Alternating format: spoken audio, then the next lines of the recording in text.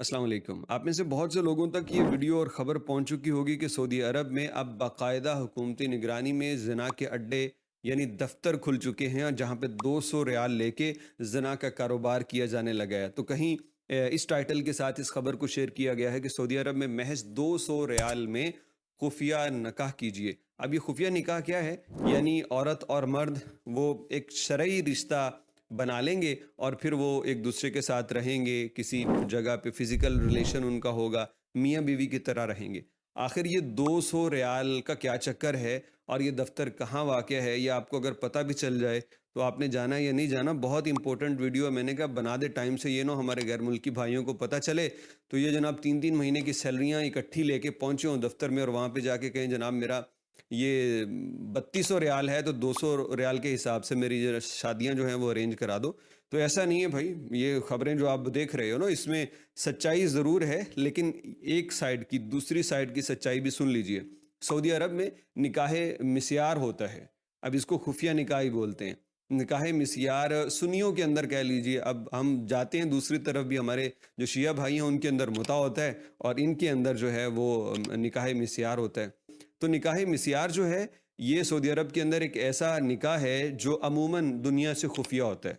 लेकिन इसके अंदर भी कहते हैं कि कोई वली होता है, औरत की जानिब से, मर्द की जानिब से गवाह होते हैं, लेकिन बाकी दुनिया से खुफिया है। और औरत अपनी रजामंदी से कुछ हक छोड़ देती है, और मर्द भी कुछ हक से बरी ज़िम्मा हो जाता है।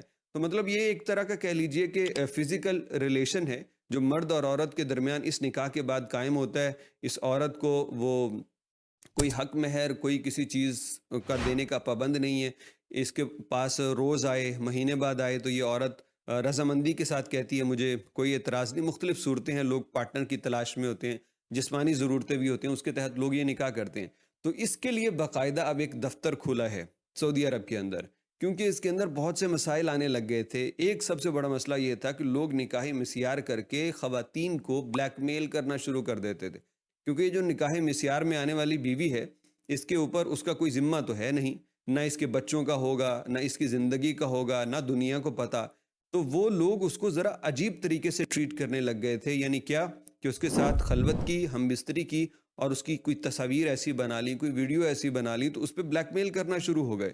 तो इसके ऊपर जब देखा गया कि बहुत सारे मामलात हैं, तो बाकायदा अब एक ऐसा दफ्तर सामने आया जिसने कहा कि हम 200 रियाल फ़ीस लेंगे, आप दोनों की जानिब से एग्रीमेंट लेंगे, दोनों की शराइत जो भी बनती हैं वो तय करेंगे, लिख लेंगे, ताकि आप में से अगर कोई इन्हिराफ करता है, कोई बदलता है, तो ये दफ्तर एक सालिस का किरदार अदा कर सके। क्योंकि अमूमन ये देखा गया है, दो लोग जब निकाह मिस्यार कर लेते हैं किसी 2-3 गवाहों की मौजूदगी में, तो उनकी शराइत वो उनको नहीं बताते। वो कहते जी शराइत हम में है, और बाद में एक दूसरे पे इल्ज़ाम लगते हैं कि मैंने ये शर्त में कहा था, और मैंने ये माना था, मैंने ये ऑफ़र की थी।